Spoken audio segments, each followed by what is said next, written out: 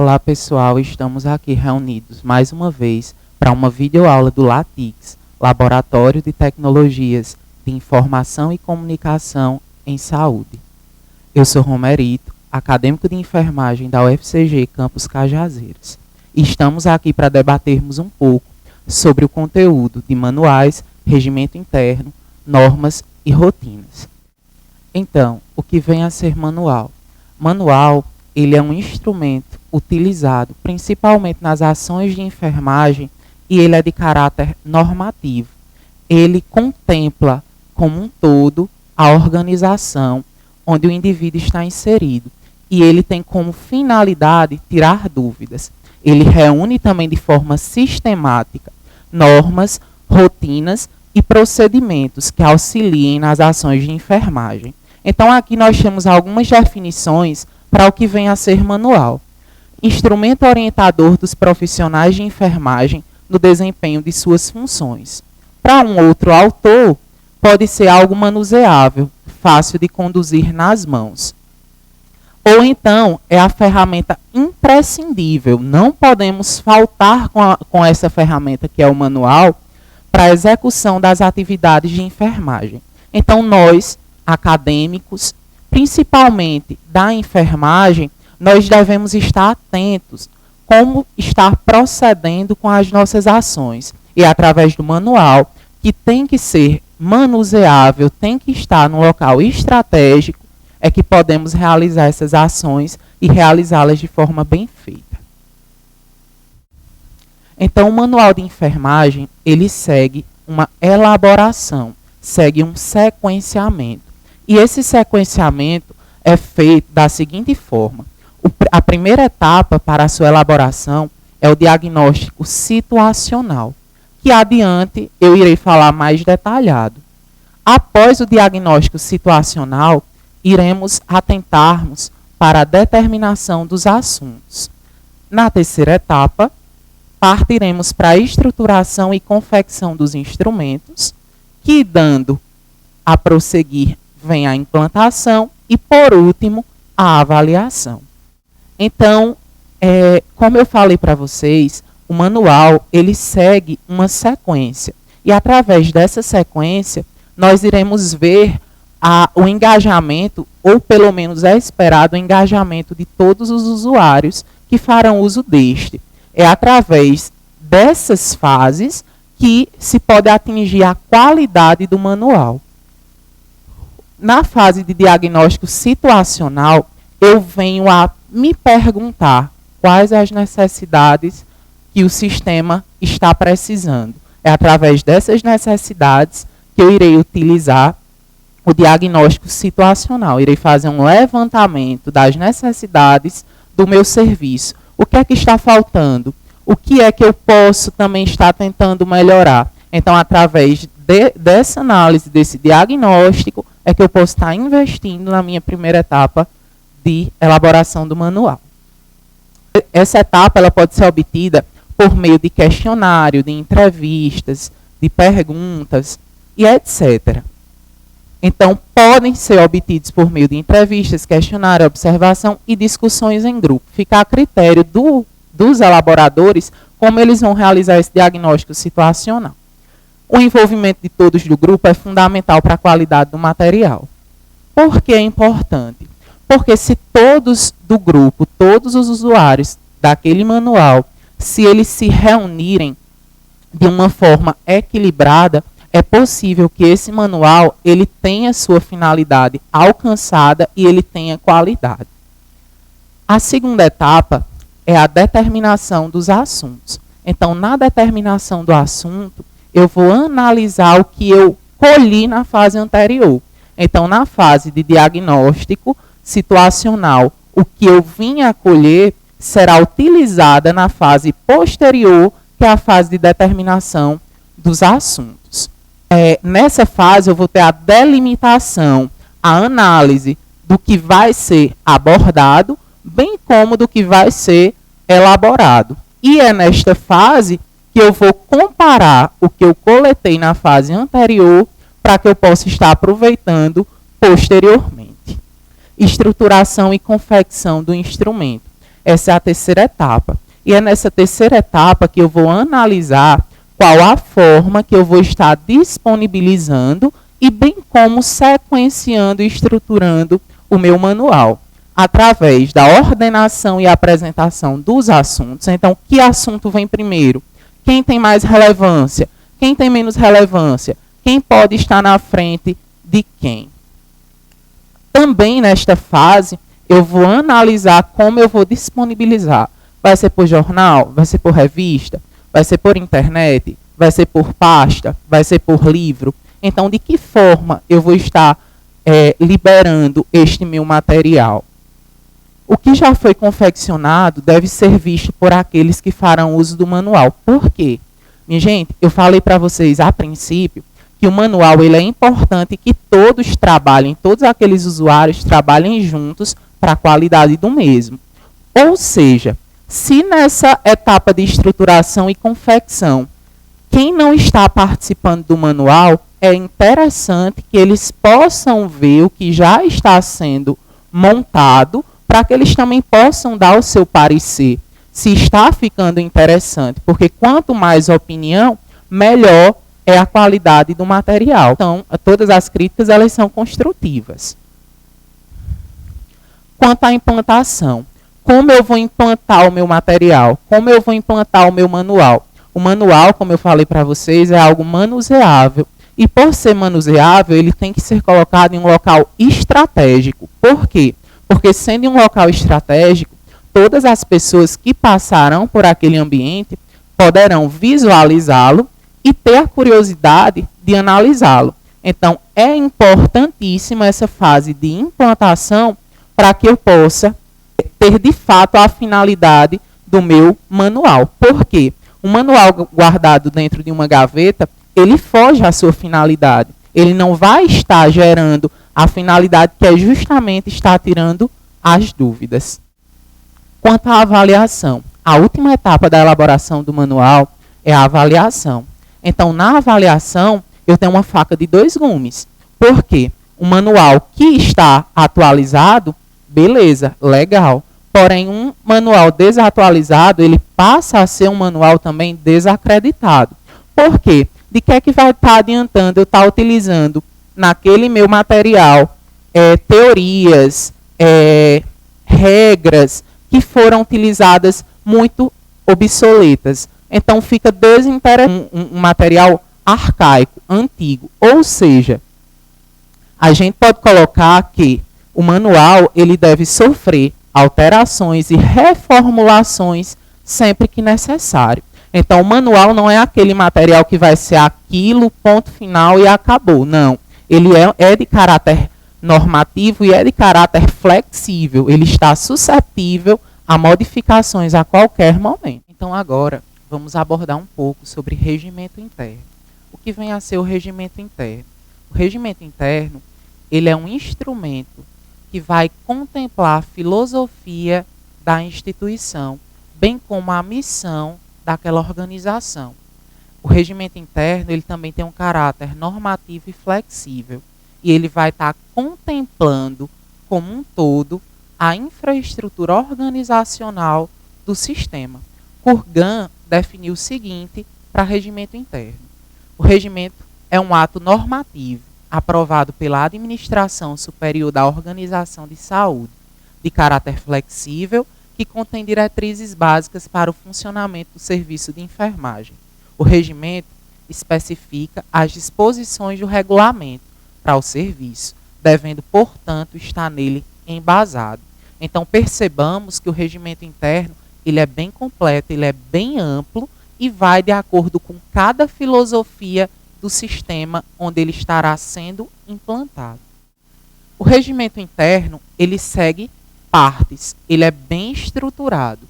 Então, dentro dessas partes do regimento interno, nós temos capa, finalidade, responsabilidade, estrutura organizacional, do pessoal, requisitos e competências, do pessoal e suas atribuições, normas gerais e disposições gerais. Então, lá na capa do meu regimento interno, eu vou mostrar, eu vou intitular de onde é aquele regimento, de qual instituição aquele regimento faz parte. E na capa, ela deve conter a data de implantação, se ele já foi revisado, e contar com a data da última revisão. Da finalidade, a gente pode estar fazendo perguntas, questionamentos. Então, para que foi criado? O que visará o regimento interno? Da responsabilidade. Quais as atividades inerentes? Está respaldado no Código de Ética? Da estrutura organizacional. Quais setores que fazem parte? Quais setores que compõem esse regimento interno? Do pessoal, requisitos e suas competências. Quais as funções da equipe? O que compete a cada um? Qual a responsabilidade inerente a cada um? Existe espírito de liderança? É possível que sim. A liderança, como eu marquei aqui, esse asterisco, nós tentamos, pelo menos, diferenciar um líder de um chefe, porque são pontos opostos. Então, na liderança, eu tenho um espírito de equipe. Eu tenho um indivíduo que ele consegue nortear toda a sua equipe, ele consegue orientar toda a sua equipe. Isso é interessante para um regimento interno. Pessoal e suas atribuições. No pessoal e suas atribuições, eu vou colocar a especificidade das suas funções. Normas gerais. Normas gerais, o próprio nome condiz com a sua definição. É a descrição normativa daquele regimento. E nas disposições gerais, eu venho abordar assuntos que eu julgue importantes. Como assim, assuntos importantes? Assuntos que não foram abordados no decorrer. Por exemplo, um assunto implícito. Um assunto que está implícito, aquele assunto que não foi marcado naquele regimento interno, em determinado momento, se houver dúvida, por exemplo, vai ser dado a voz do diretor. A direção é que vai estar sendo responsável por lhe assegurar da sua resposta nas disposições gerais. Então, este é um exemplo onde a gente pode estar utilizando como um assunto importante. São assuntos que estão implícitos naquele momento e que alguém, no caso, a direção, é que poderá me dar aquela resposta. Normas.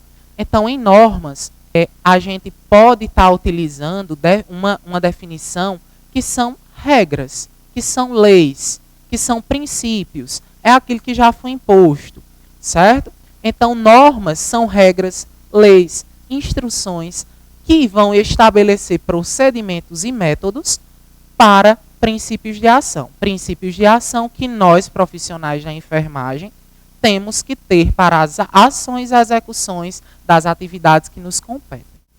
Existem inúmeras normas que variam de sistema para sistema. Nem todos os sistemas têm as mesmas normas.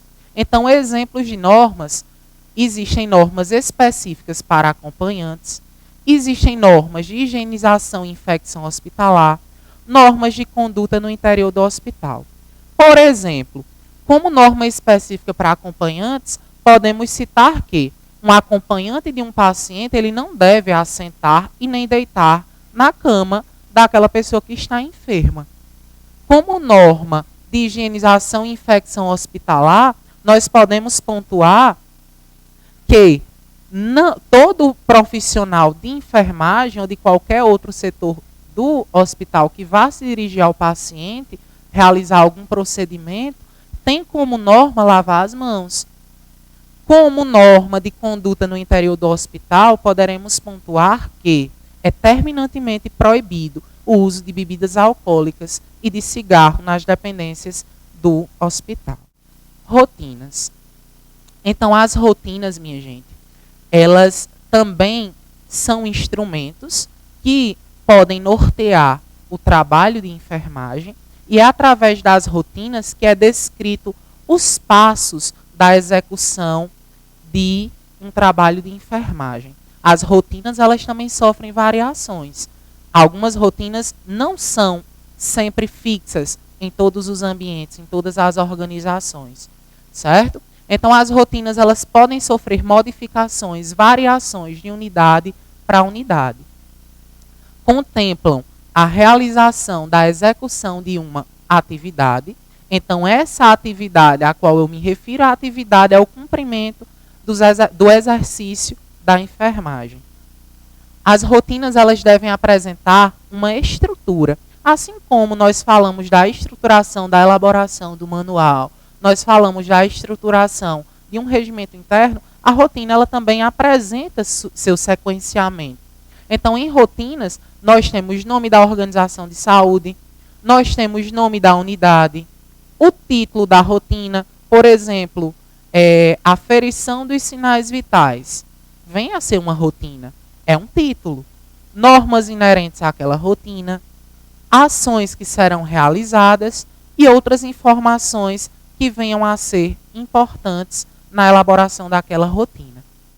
São exemplos de rotina. Verificar os sinais vitais, como eu já falei anteriormente. No pré-parto, contabilizar as contrações a cada 2 horas. E um outro exemplo que eu trouxe para vocês é realizar a nossa famosa evolução de enfermagem, imprescindível para o cumprimento da atividade de enfermagem. Imprescindível esta rotina demarcada em vermelho. Procedimentos. Os procedimentos, eles são atos que seguem passos. Então, procedimento ele pode ser definido como passo a passo de uma atividade. Através do procedimento é estipulado a técnica.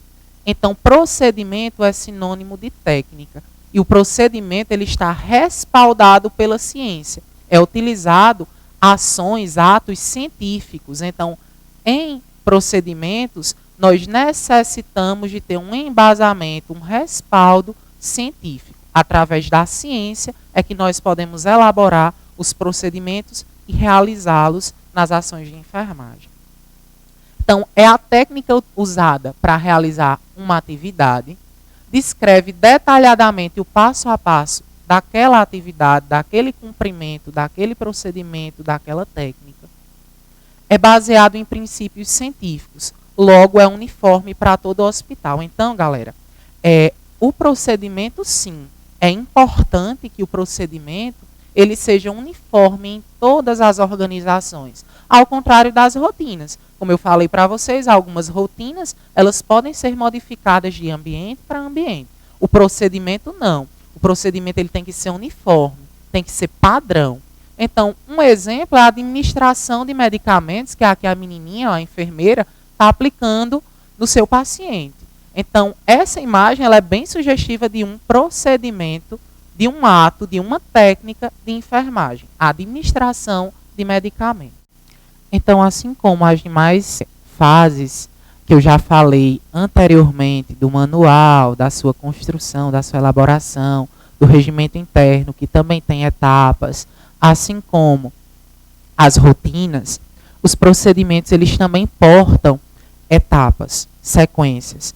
Então, em procedimentos, nós podemos contemplar o nome da organização, o nome da unidade, o título, a finalidade, e levando como exemplo o que eu falei no slide anterior da administração de medicamentos, como finalidade da administração, nós temos a administração de medicamentos, a sua finalidade seria a absorção da droga, que poderia ser de forma imediata ou mais vagarosa, mais lenta.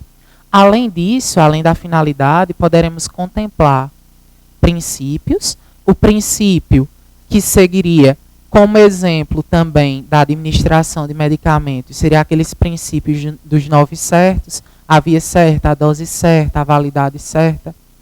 E o método que eu estaria utilizando, se esse método, dependendo também da via, a utilização de qual agulha, de qual o tamanho da seringa poderia ser utilizado, além das tão famosas as anotações de enfermagem.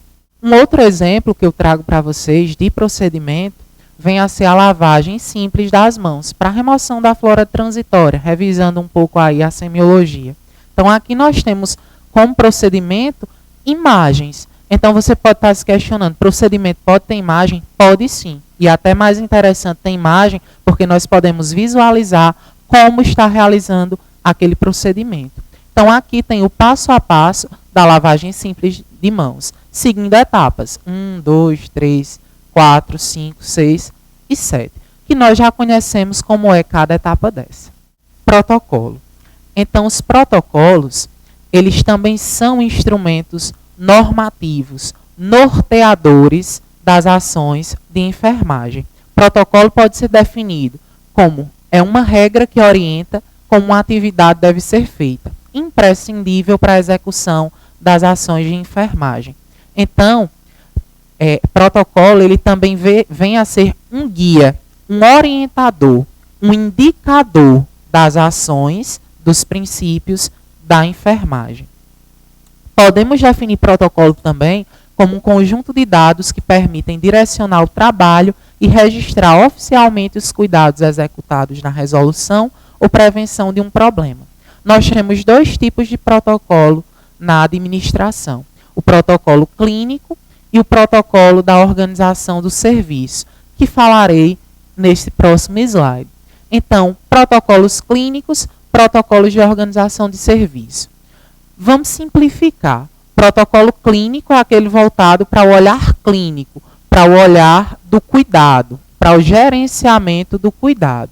Já o protocolo de organização de serviço, ele está voltado para a atividade laboral, para o trabalho. Então, como poderemos definir um protocolo clínico? Direcionador da atenção à saúde e relacionados à clínica ou ao cuidado com aquele meu paciente. Organização de serviços. Vai organizar o trabalho e os fluxos administrativos, aquele trabalho, a atividade laboral. Engloba os processos de avaliação do serviço, como, por exemplo, os sistemas de informação. O SINAM, o SIM, o CIS pré-natal, como por exemplo.